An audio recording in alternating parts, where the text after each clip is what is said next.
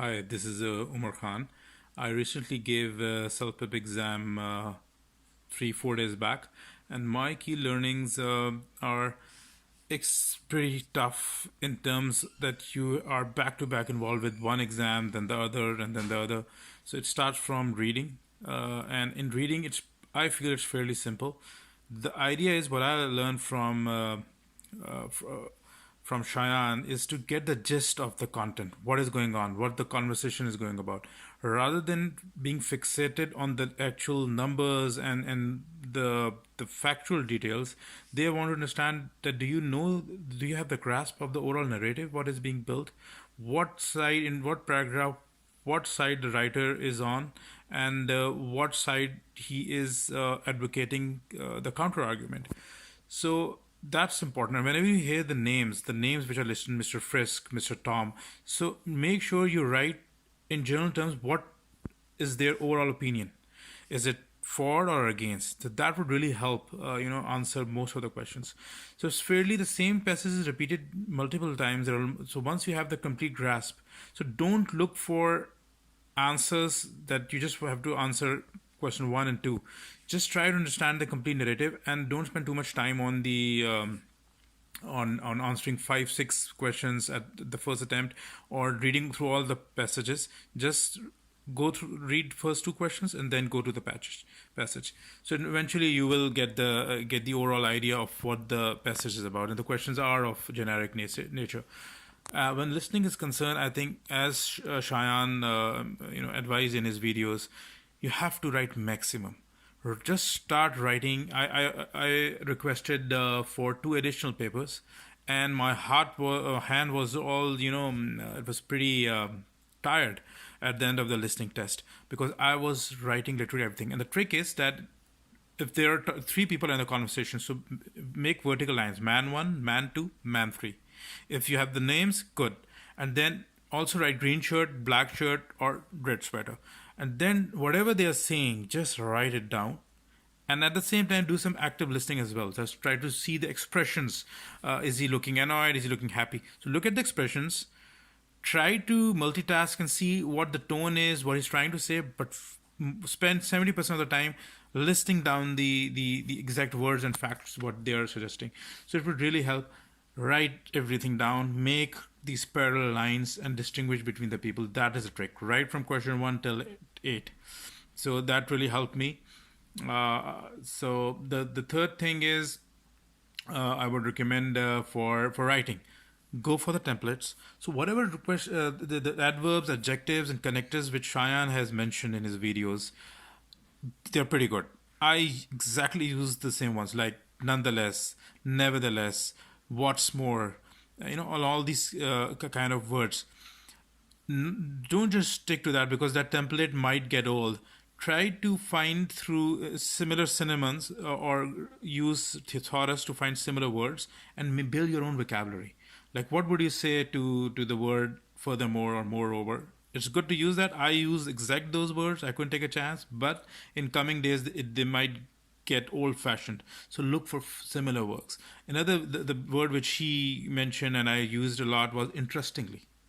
That was pretty nice, and I use it in the speaking as well. So both can be used in speaking and writing these words. So, so be careful for with those templates. I trusted Cheyenne's templates, and I nailed it. I got an 11 in writing. So the next exam, by the way, I got 10 plus in all bands, 12 and 11 one, and the 10 in the other two. The last part is speaking. Speaking, it's pretty tough. You are really exhausted, so you are not that uh, you are not that aware that you can. The important thing is, I would say, is to understand the concept and focus more on task fulfillment. So I again use the words which Cheyenne mentioned, like mainly the picture tells about this. I predict this is going to happen. A lot of these words which are like to the right hand side, to the background, to the foreground, to the left hand side. Use all those words, but don't focus too much on only task fulfillment. Try to build your vocabulary. Like I use the words which Cheyenne again mentioned: exhilarated, elated, Morse. all these kind of words. I plugged in every section, and I got a variety of words which I had, and I used all of them. Try to build your own vocabulary. Like, what would you say instead of good, bad, boring, afraid, interested? So try to build those words of your own and practice them, because time really flies. The speaking test is when you're totally exhausted. It's towards the end of the test, and it's a really daunting task. So this daunting is a word, like you can build your own vocabulary. So I plugged a lot of the words. So don't just focus on task fulfillment. Build on your vocabulary and try to plug it in. They don't really care if the child's exact expression was happy or not. You can make things out, but try to plug in those words. Time flies fairly quickly, so trying to build an over before the exam, they give you a 20-second window to look at the question.